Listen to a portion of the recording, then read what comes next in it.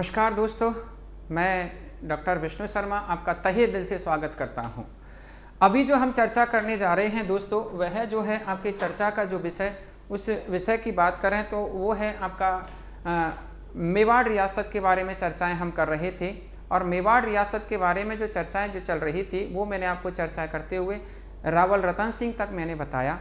रावल रतन सिंह जो है last chapter में मैंने आपको बताया था, रावल रतन सिंह जो है उनकी क्या है कि मृत्यु होते से ही मेवाड़ में रावल शाखा का अंत हो जाता है।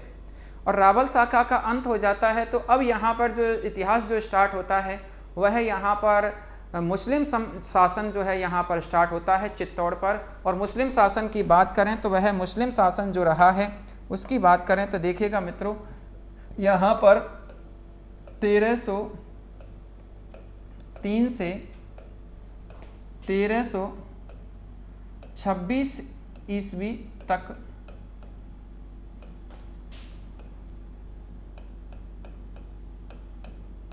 मुस्लिम 1326 ईस्वी तक मेवाड़ में मुस्लिम शासन,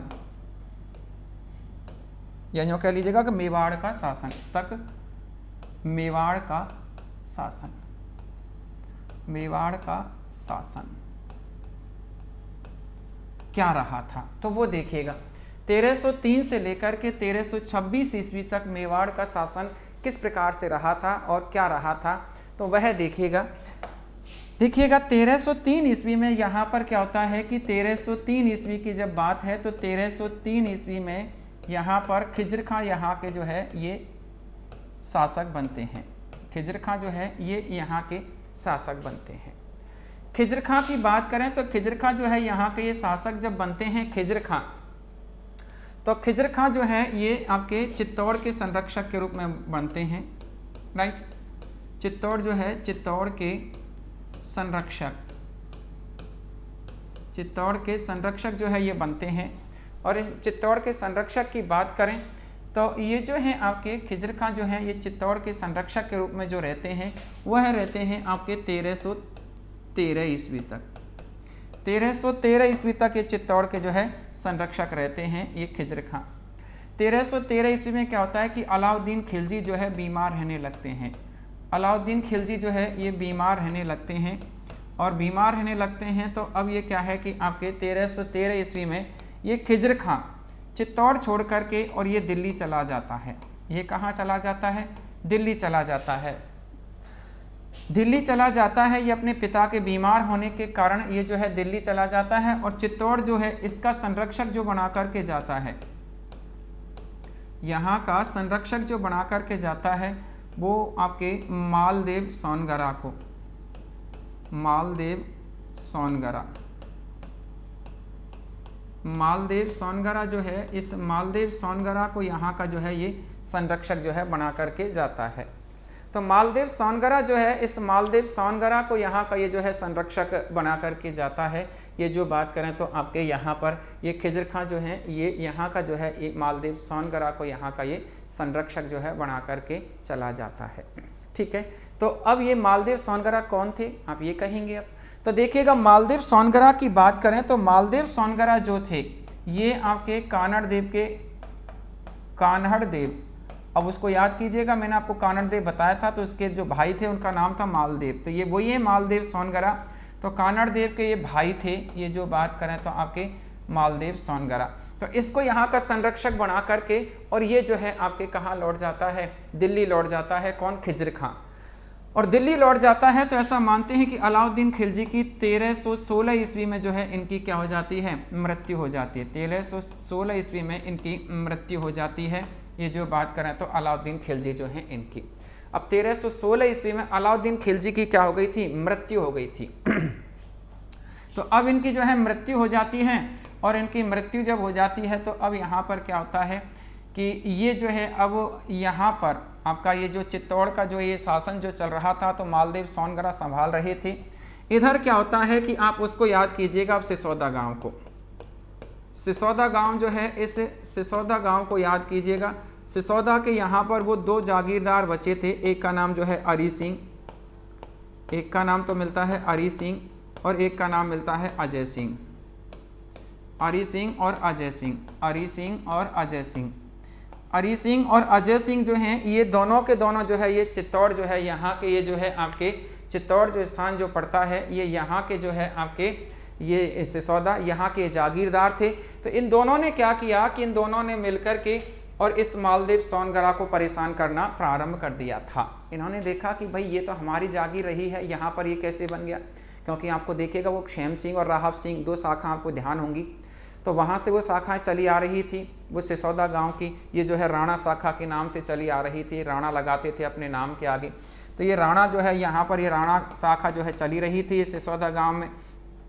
तो इन दोनों ने जो है उसको जो है परेशान करना प्रारंभ कर दिया था। तो चित्तौड़ के जो छोटे छोटे जो क्षेत्र थे उनको इन्होंने क्या किया कि चित्तौड़ के छोटे छोटे क्षेत्रों को इन्होंने जीतना जो है प्रारंभ कर दिया था। ये जो बात करें तो आपके अजय सिंह और अरी सिंह ने। इसी समय क्या होता है मित्रों, आगे चल कर के यहाँ पर क्या होता है कि यहाँ आगे की जो घटनाक्रम जो रहा था उस आगे के घटनाक्रम की अगर हम बात करें तो यहाँ पर आगे का जो घटनाक्रम जो रहा उसमें यहाँ पर देखिएगा आगे की बात हम यहाँ पर जो है करते हैं। तो ये क्या करते हैं आपके यहाँ से ये जो है आपके अजय सिंह और अरी सिंह दोनों प्रयास करते हैं। तो आगे चल कर के इनके एक पुत्र होते हैं मित्रों, इनके पुत्र होते हैं और उसका नाम मिलता है हमीर सिंह। हमीर सिंह जो है इनके ये पुत्र होते हैं। हमीर सिंह क्या करते हैं कि हमीर सिंह ने डायरेक्ट जो है इनके मालदेव के ऊपर जो है आक्रमण कर दिया था। कहने का मतलब इन्होंने चित्तौड़ पर जो है आक्रमण कर दिया था। चित्तौड़ पर आक्रमण कर देते हैं ये 1320 ईस्वी में, ये डायरेक्ट जो है इसके ऊपर आक्रमण कर देते हैं, किसके ऊपर, मालदेव सोनगरा के ऊपर।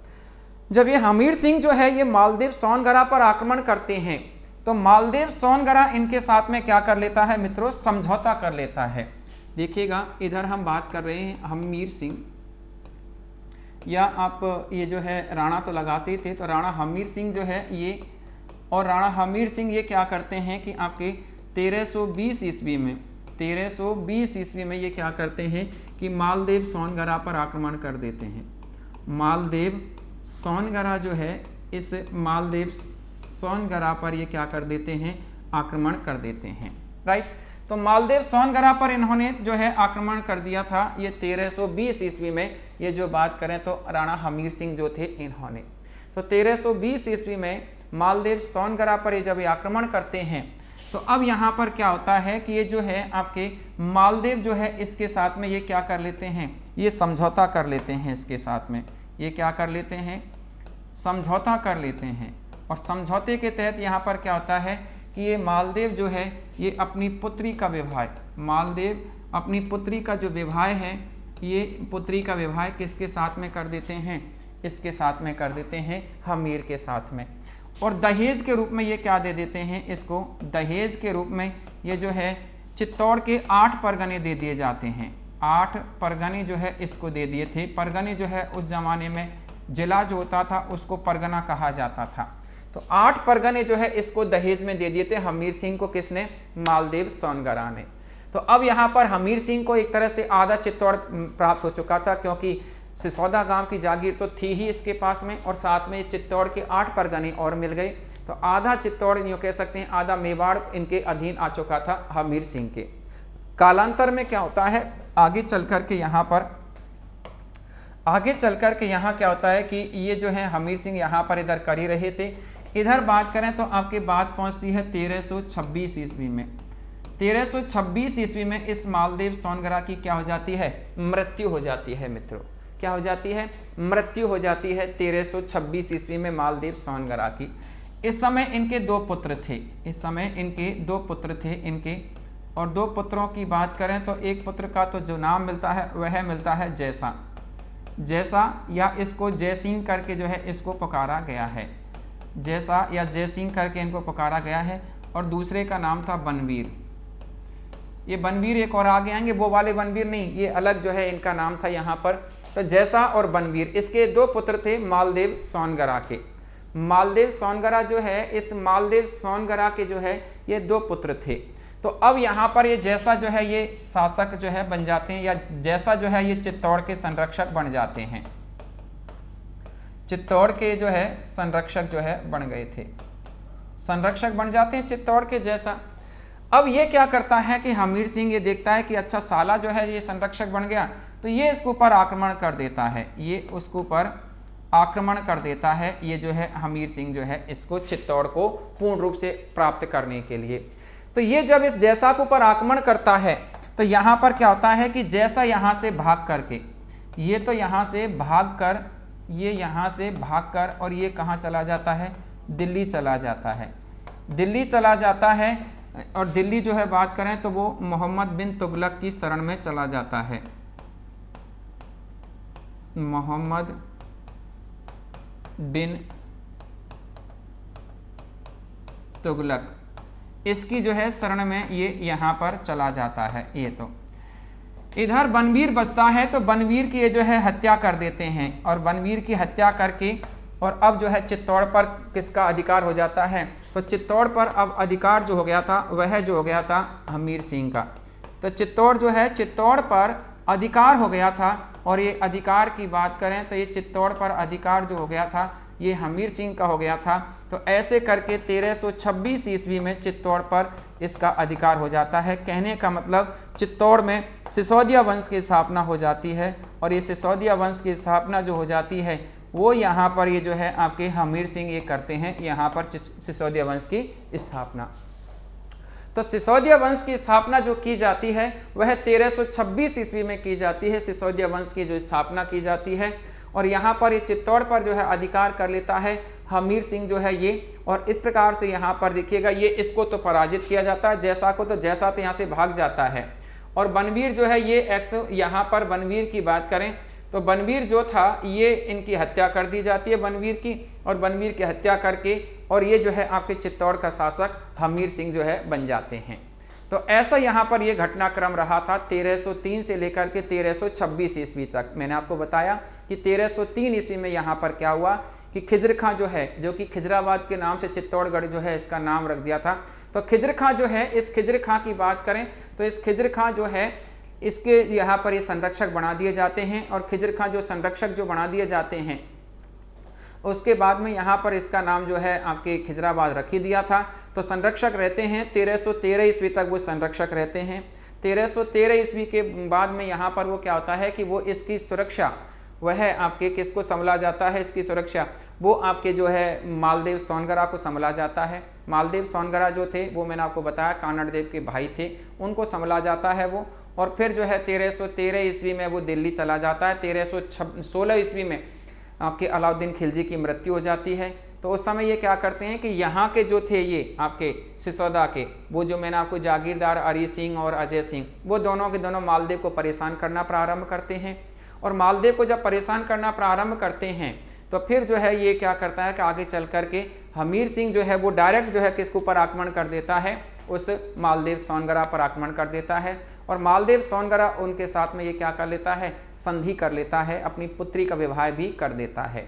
आगे चल कर के यहाँ पर ये हमीर सिंह क्या करता है 1320 ईस्वी में यहाँ पर ये जो है आपके इस प्रकार से देखिएगा, मैंने आपको कहा कि इसके ऊपर आक्रमण कर दिया था, इसने इसकी पुत्री के साथ में विवाह कर लिया और 8 परगने दहेज में मिल गए थे इनको। इधर बात करें तो आगे चल कर के क्या होता है कि 1326 ईस्वी में इनकी मृत्यु हो जाती है मालदेव सोनगरा की। और मालदेव सोनगरा की जब मृत्यु हुई थी तो ये जैसा और बनवीर दोनों इनके पुत्र थे। तो जैसा ने यह अधिकार का संभाला था यहाँ पर चित्तौड़ पर, जो कि इन्होंने इसके ऊपर जो है डायरेक्ट जो है आक्रमण कर दिया था। किसने, हमीर सिंह ने जैसा के ऊपर। जब जैसा के ऊपर आक्रमण किया तो जैसा भाग करके दिल्ली मोहम्मद बिन तुगलक की शरण में चला जाता है और वहां जाकर के रहने लगता है। उधर बात करें तो बनवीर की हत्या करके और ये राणा हमीर सिंह जो है ये चित्तौड़ का शासक बन जाता है। कहने का मतलब 1326 ईस्वी में चित्तौड़ में या मेवाड़ में सिसोदिया वंश की स्थापना जो की जाती है वह जो की जाती है राणा हमीर सिंह के द्वारा। अब देखिएगा नेक्स्ट आगे हम जो चर्चा कर रहे हैं मित्रों, वह हम यहाँ अब जो चर्चा का जो विषय रहेगा वह जो रहेगा आपका राणा हमीर सिंह। राणा हमीर सिंह जो है ये यहाँ पर अब नेक्स्ट अगले शासक राणा हमीर सिंह के बारे में जो है यहाँ पर हम बात कर रहे हैं। राणा हमीर सिंह की बात करें मित्रों, राणा हमीर सिंह का शासनकाल जो रहा था वह यहाँ पर शासनकाल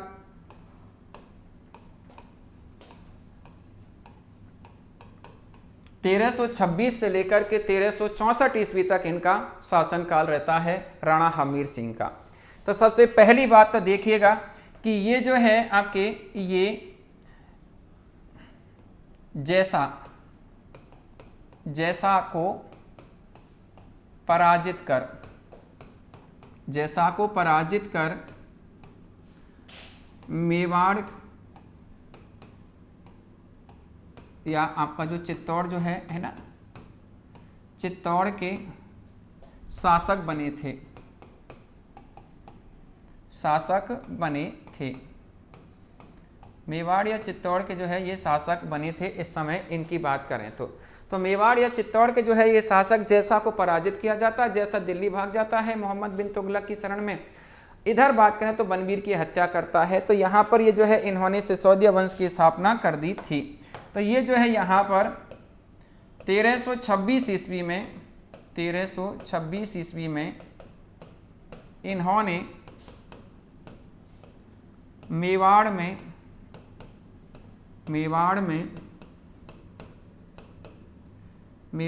सिसोदिया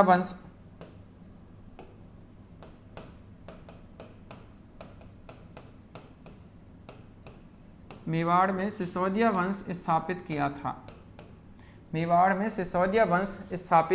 था। तो मेवाड़ में सिसोदिया वंश की जो है स्थापना जो की थी 1326 ईस्वी में इन्होंने यहाँ पर जो है मेवाड़ में सिसोदिया वंश जो है स्थापित किया था। क्लियर। तो मेवाड़ में जो है यहाँ पर सिसोदिया वंश की जो है स्थापना की जाती है और मेवाड़ में सिसोदिया वंश की जो स्थापना जो की जाती है वह जो की जाती है 1326 ईस्वी में इन्होंने जो है मेवाड़ में सिसोदिया वंश स्थापित कर दिया था। तो ये प्रश्न कई बार पूछा गया है कि मेवाड़ में सिसोदिया वंश के संस्थापक किसे कहा जाता है, तो वो कहा जाता है राणा हमीर सिंह को। और इसी के साथ में यहाँ पर ये जो है आपके इन्होंने ये आपके मेवाड़ में राणा शाखा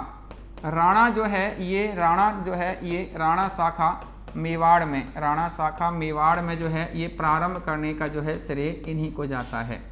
तो इन्होंने ही जो है ये यहाँ पर राणा शाखा भी प्रारंभ की थी। ये जानकारी जो हमें मिलती है मित्रों, ये संपूर्ण जानकारी जो मिलती है हमें वह जो मिलती है ये सारी की सारी जो जानकारी के बारे में अगर बात करें तो ये जो मिलती है वह मिलती है रणकपुर प्रशस्ति से। रणकपुर प्रशस्ति जो है इसके जो है ये जानकारी मिलती है। रणकपुर प्रशस्ति जो है, इस रणकपुर प्रशस्ति की बात करें तो रणकपुर प्रशस्ति जो है ये आपके 1439 ईस्वी की है रणकपुर प्रशस्ति। और इसमें ये रणकपुर प्रशस्ति में इस प्रकार की जो है ये जानकारी मिलती है कि यहाँ पर इन्होंने ये जो हमीर सिंह जो थे इन्होंने यहाँ पर जैसा को पराजित किया था और जैसा को पराजित करके और यहाँ पर ये जो है इन्होंने ये साम्राज्य की स्थापना की थी। तो ऐसी जानकारी जो मिलती है वह जो मिलती है रणकपुर प्रशस्ति से जो है आपके जानकारियाँ मिलती हैं। इनकी बात करें तो ऐसा मानते हैं कि हमीर सिंह जो थे, इस हमीर सिंह ने कुछ उपाधियां धारण की थी। हमीर सिंह जो थे, इस राणा हमीर सिंह जो थे, हमीर सिंह जो हैं इन्होंने कुछ उपाधियां धारण की थी। इन्होंने कुछ उपाधि जो है ये धारण की थी। और उपाधि की बात करें तो उनमें इन्होंने देखिएगा जो उपाधियां धारण की थी उनमें इनके द्वारा जो धारण की गई जो उपाधि थी उसकी बात करें तो इन्होंने आपके मेवाड़ का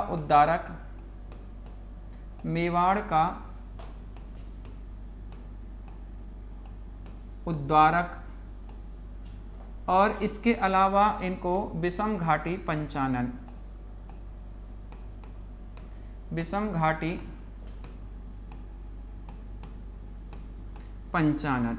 तो मेवाड़ का उद्धारक और इनको विषम घाटी पंचानन के नाम से जो है इनको जाना जाता है। तो मेवाड़ का उद्धारक कह लीजिएगा या इनको विषम घाटी पंचानन के नाम से इनको पुकार लीजिएगा। क्यों कहा जाता है मेवाड़ का उद्धारक? इन्होंने मेवाड़ में जो मुस्लिम सत्ता छा गई थी उसके बाद में कुछ जो है सोनगरा राजपूतों का वर्चस्व हो गया था। तो इन सभी चीज़ों से इसका सफाया किया और वापस से अपना एक वंश स्थापित कर दिया था और इसी कारण इनको मेवाड़ का उद्धारक कहा जाता है। उद्धारक मतलब उद्धार करने वाला, रिडलर कहते हैं उद्धारक को।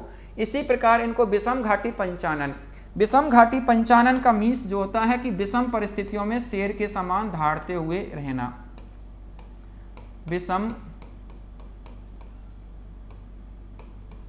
विषम परिस्थितियों में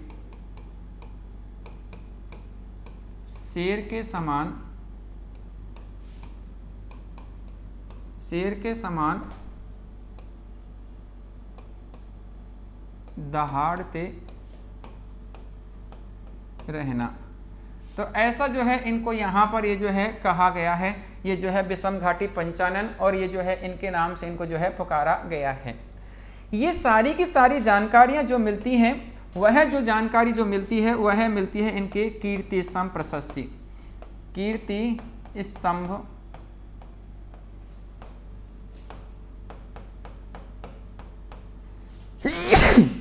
कीर्ति स्तंभ प्रशस्ति। कीर्ति स्तंभ प्रशस्ति की बात करें तो 1460 ईस्वी का है कीर्ति स्तंभ प्रशस्ति। तो इस कीर्ति स्तंभ प्रशस्ति में जो है ये जानकारियाँ मिलती है। इनको जो है ये विषम घाटी पंचानन और मेवाड़ का उद्धारक जो कहा जाता है। अब ये कीर्ति स्तंभ प्रशस्ति और रणकपुर प्रशस्ति दोनों कुंभा के समय की हैं। दोनों कब की हैं मित्रों? कुंभा के समय की हैं। दोनों की दोनों जो है ये बात करें तो इन दोनों में इस प्रकार की जो है यहाँ पर ये जानकारी जो है मिलती है। तो ऐसा जो है यहाँ पर इसमें ये जो है चर्चा की गई है। इसकी बात करें तो ऐसा माना जाता है कि इसके अलावा इनकी बात करें तो ऐसा इनके बारे में ये हमीर सिंह जो है इनको कुंभा जो है कुंभा ने एक ग्रंथ लिखा है, और उस ग्रंथ की बात करें तो उसका नाम मिलता है रसिक प्रिया करके जो है ये ग्रंथ लिखा है। इस रसिक प्रिया जो ग्रंथ है, इस रसिक प्रिया ग्रंथ की बात करें तो इसमें इनको वीर राजा कहा है। इसको वीर राजा के नाम से इनको पुकारा गया है। तो रसिक प्रिया ग्रंथ में इनको जो है वीर राजा के नाम से इनको संबोधित किया गया है। तो वीर राजा के नाम से इनको संबोधित किया गया है। ये जो बात करें तो आपके हमीर सिंह जो हैं इनको जो है इन्होंने कुंभाने, तो ऐसे इनको जो है ये उपाधियों से विरूपित किया गया है। ये जो बात करें तो आपके हमीर सिंह जो है इनको आगे चल कर के क्या होता है मित्रों, अब यहाँ से बात आगे चलती है और आगे चल कर के ये क्या होता है कि इनके ऊपर वो जो है जैसा जो है उसको भड़काता है, किसको? मोहम्मद बिन तुगलक जो है उसको। तो वो जो है आपके जैसा जो है उसको जो है जैसा उनको भड़काता है, तो उनको भड़काता है तो अब जो है वो मोहम्मद बिन तुगलक जो है इनके ऊपर आक्रमण कर देता है। ठीक है, तो मोहम्मद बिन तुगलक जो है इनके ऊपर आक्रमण कर देता है, और इनके ऊपर जब आक्रमण जो करता है तो वह जो है यहाँ पर ये जो है मोहम्मद बिन तुगलक के द्वारा इनके ऊपर किया गया आक्रमण जो है यहाँ पर उसके बारे में यहाँ पर चर्चा करते हैं। तो बात है 1336 ईस्वी में, 1336 ईस्वी में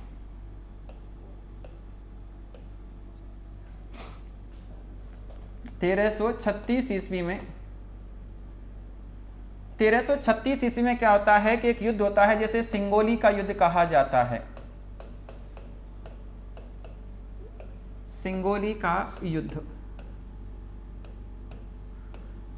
का युद्ध कहा जाता है। सिंगोली के युद्ध की बात करें तो ये 1336 ईस्वी में हुआ था। सिंगोली जगह की बात करें तो दोस्तों ये जो सिंगोली जो स्थान पड़ता है ये चित्तौड़ के पास में पड़ता है। सिंगोली जो स्थान है, इस युद्ध की बात करें तो ये जो युद्ध हुआ था, एक तरफ तो हमीर सिंह थे और एक तरफ जो है बात करें तो आपके दिल्ली के शासक मोहम्मद बिन तुगलक दिल्ली के शासक थे। और दिल्ली के शासक की बात करें तो उनको जो कहा जाता है मोहम्मद बिन तुगलक। मोहम्मद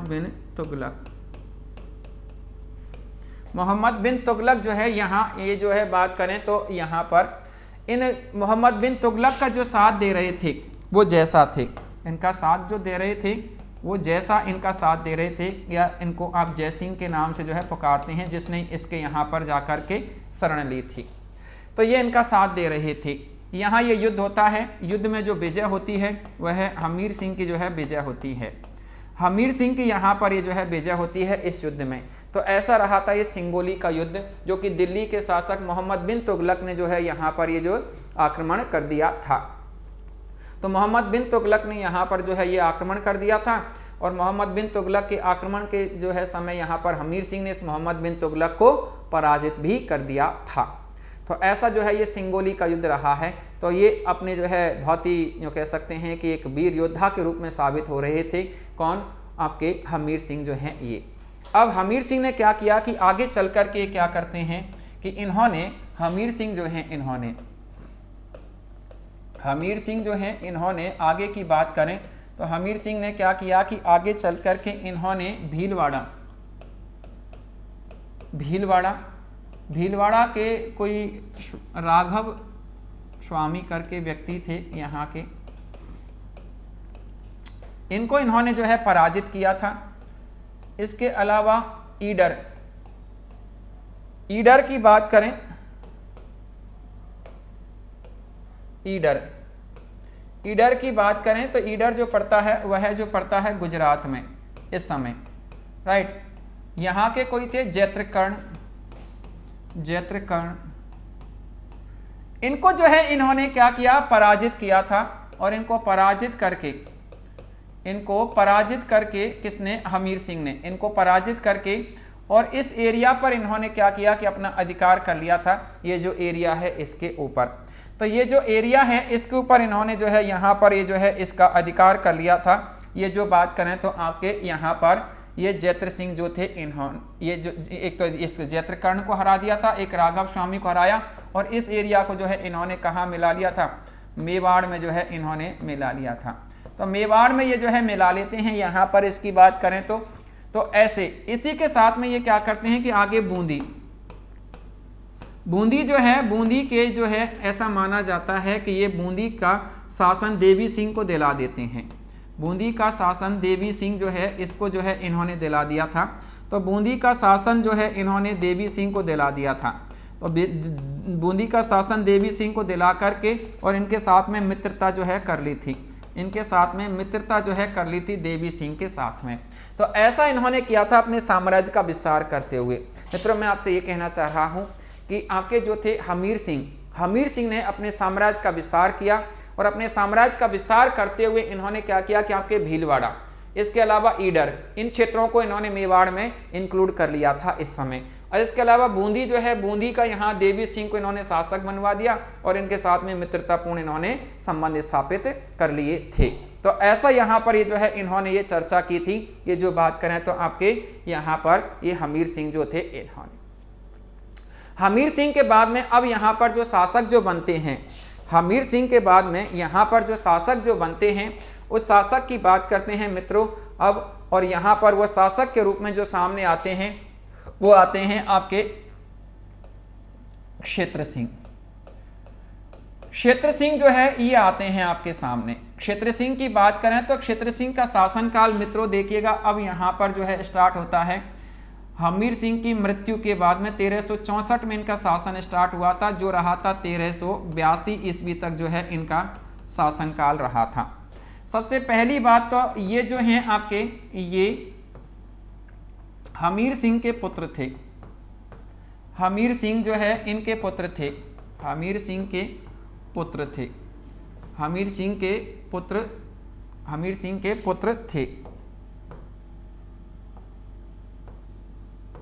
हमीर सिंह के पुत्र थे। ये जो बात करें तो क्षेत्र सिंह को लोग बाग खेता सिंह भी कहते हैं। इनको खेता सिंह के नाम से भी इनको जो है पुकारा गया है।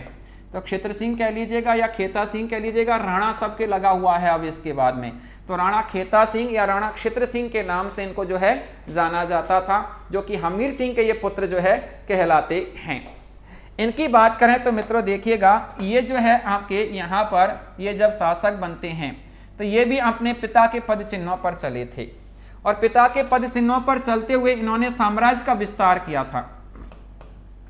इन्होंने साम्राज्य का विस्तार किया था और साम्राज्य का विस्तार करते हुए इन्होंने क्या किया कि अपने साम्राज्य का विस्तार करते हुए इन्होंने आगे जो है इनका बात करें तो इन्होंने आपके जहाजपुर, मांडल और अजमेर, इन क्षेत्रों पर इन्होंने क्या किया कि अपना अधिकार कर लिया था। इन क्षेत्रों पर इन्होंने अपना अधिकार जो है कर लिया था। ये जो बात करें तो आपके हमीर सिंह के बाद में एक क्षेत्र सिंह जो थे इन्होंने, तो क्षेत्र सिंह ने अपने साम्राज्य का विस्तार किया था। और जहाजपुर है, मांडल है, ये तो भीलवाड़ा में है, दोनों अजमेर जो है इधर इन एरिया पर इन्होंने अपने साम्राज्य का विस्तार किया। इसी के साथ में ये क्या करते हैं कि आपके आगे चल करके जो मालवा जो है, मालवा के साथ अभी तक मेवाड़ के अच्छे संबंध थे, लेकिन इन्होंने क्या किया कि मालवा के जो शासक थे, मालवा के जो शासक थे उनकी बात करें तो मालवा के शासक इस समय उनका नाम मिलता है दिलावर खां। दिलावर खां जो है मालवा के शासक थे। इस मालवा के शासक दिलावर खां की बात करें तो ये मालवा के शासक दिलावर खां जो हैं, मालवा के शासक जो हैं दिलावर खां, इस दिलावर खां की बात करें तो इनको इन्होंने क्या किया, पराजित कर दिया था क्षित्र सिंह ने, ऐसा उल्लेख मिलता है। क्षित्र सिंह ने इनको जो है पराजित कर दिया था, लेकिन मालवा को अपने अंडर में नहीं कर पाए थे ये जो है क्षित्र सिंह, तो दिलावर खां को इन्होंने पराजित भी किया था। तो इसी समय से मालवा और मेवाड़ के मध्य क्या हो गए थे, संघर्ष स्टार्ट हो जाते हैं। मालवा और मेवाड़ के मध्य जो है संघर्षों की शुरुआत जो होती है वो यहीं से होती है। मालवा व मेवाड़ संघर्ष की शुरुआत जो होती है वो यहीं से होती है आपके, ये जो बात करें तो आपके क्षित्र सिंह के शासनकाल से। जो आगे चल कर के कई जो है यहाँ मालवा और मेवाड़ के मध्य युद्ध होंगे, तो इन संघर्षों की शुरुआत को जो जन्म देता है वह जो देता है आपके क्षित्र सिंह जो है ये जन्म देते हैं। क्षित्र सिंह जो हैं ये जन्म देते हैं यहाँ पर। क्षित्र सिंह की बात करें तो यहाँ पर ये क्षित्र सिंह का जो जन्म का जो यहाँ पर ये देने का इस मालवा मेवाड़ संघर्ष का, वो आपके ये इन्होंने दिलावर खां को पराजित करके और इस प्रकार से यहाँ पर ये आपस में संघर्षों की शुरुआत कर दी थी। अब यहाँ से बात आगे बढ़ती है तो क्षित्र सिंह क्या करते हैं मित्रों, आगे चल कर के क्षित्र सिंह ने क्या किया, क्षित्र सिंह ने क्या किया कि जो बूंदी जो है, इस बूंदी को भी अपने अंडर में करने के लिए, जो कि बूंदी के साथ में हमीर सिंह जो थे उन्होंने उस समय एक अच्छे संबंध जो है स्थापित कर रखे थे बूंदी के साथ में, तो इन्होंने उस बूंदी को भी अपने साम्राज्य में मिलाने का प्रयास करते हुए और बूंदी पर आक्रमण कर दिया था। तो इस समय बूंदी के जो शासक थे, बूंदी के जो शासक की बात करें तो शासक का जो नाम मिलता है वह जो मिलता है लाल सिंह। लाल सिंह जो है ये बूंदी के शासक के रूप में जो है मिलते हैं। तो लाल सिंह बूंदी के शासक के रूप में जो है मिलते हैं मित्रों। तो इसने क्या किया कि क्षित्र सिंह ने इस लाल सिंह के ऊपर आक्रमण कर दिया था, आक्रमण कर दिया था। क्यों? बूंदी को प्राप्त करने के लिए, बूंदी को प्राप्त करने के लिए जो है यहाँ पर इन्होंने ऐसा कर दिया था, करने के लिए जो है ऐसा इन्होंने किया था, करने के लिए जो है इन्होंने ऐसा ये जो है किया था। तो बूंदी को जो है प्राप्त करने के लिए इन्होंने इस प्रकार का ये जो है कार्य किया था। ये लाल सिंह जो है इनको पर आक्रमण कर देते हैं। ऐसा मानते हैं कि दोनों में बड़ा घमासान युद्ध होता है और युद्ध में दोनों की ही मृत्यु हो जाती है, दोनों की ही क्या हो जाती है, मृत्यु हो जाती है। क्षित्र सिंह और लाल सिंह दोनों की ही युद्ध स्थल में जो है मृत्यु हो गई थी, दोनों की मृत्यु हो जाती है, लाल सिंह और क्षित्र सिंह की।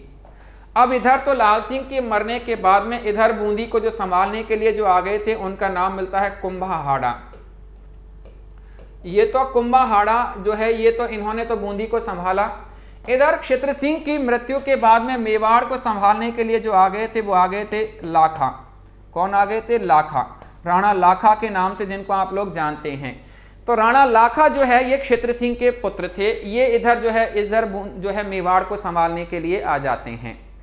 इधर इनके क्षित्र सिंह के बारे में एक छोटी सी जानकारी और यहाँ पर प्राप्त कर लेते हैं और इनकी बात करें तो देखिएगा आपके ये जो हैं यहाँ पर ये जो बात करें तो आपके क्षित्र सिंह जो हैं, इस क्षित्र सिंह की बात करें तो ऐसा माना जाता है कि क्षित्र सिंह जो थे इन्होंने ऐसा मानते हैं कि इनकी एक दासी थी और उस दासी की बात करें तो उस दासी के जो है जो पुत्र हुआ था और उस पुत्र की बात करें तो उनके जो है वो दासी जो थी खातिन रानी,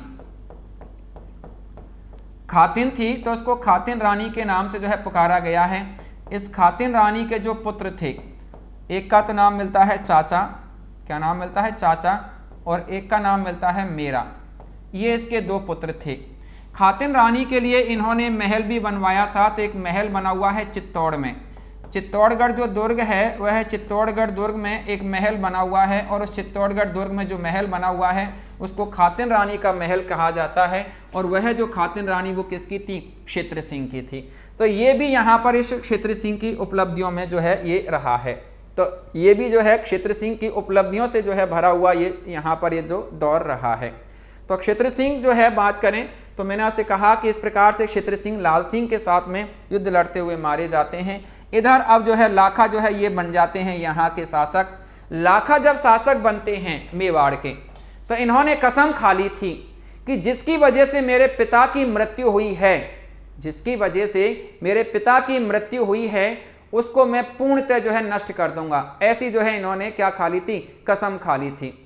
तो जिसकी वजह से मेरे पिता की जो है मृत्यु हुई है उसे मैं पूर्णतः नष्ट कर दूंगा। और किसकी वजह से हुई थी पिता की मृत्यु, बूंदी की वजह से। तो कहने का मतलब इन्होंने बूंदी को पूर्णतः नष्ट करने की कसम खा करके और सिंहासन पर विराजमान हो जाते हैं। कौन, राणा लाखा। तो राणा लाखा के बारे में हम चर्चा करेंगे नेक्स्ट अध्याय में। तब तक के लिए नमस्कार, जय हिंद दोस्तों।